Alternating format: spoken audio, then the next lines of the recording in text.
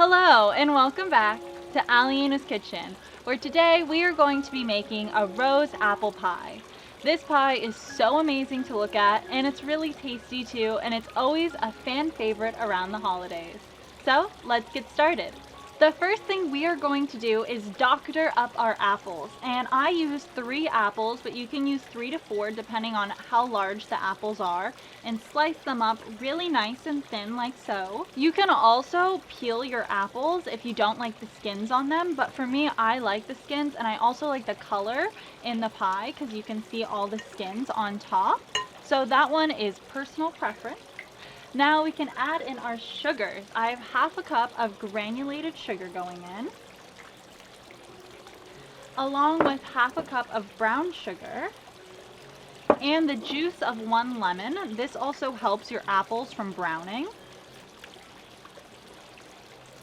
Along with half a teaspoon of cinnamon and a 1/4 teaspoon of nutmeg. I can't speak today.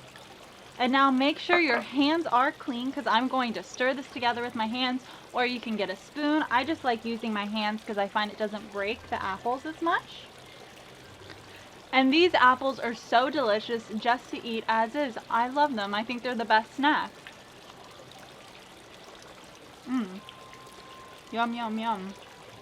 Now let's go get our pie crust. You can make your own crust from scratch, but I just used store-bought because I wanted this to be really easy and come together quickly. And I actually pre-baked my pie crust a little bit because apples naturally are going to release a lot of moisture, and we don't like soggy bottoms here. So to do that, I preheated my oven to 350 degrees and then popped it in my oven until it is a little bit baked, not super brown or anything, because we are going to put this back in the oven with our apples. All right, that's my spiel. Now we can start layering in our apples into our rose shape, which I absolutely love. I think this is the fun part, other than eating it. Also, you do want to start from the outsides and work in on this rose. And now for our final piece of apple, I have a really small apple and I twisted it up like a little rose, and I'm just going to place it in the center of my pie.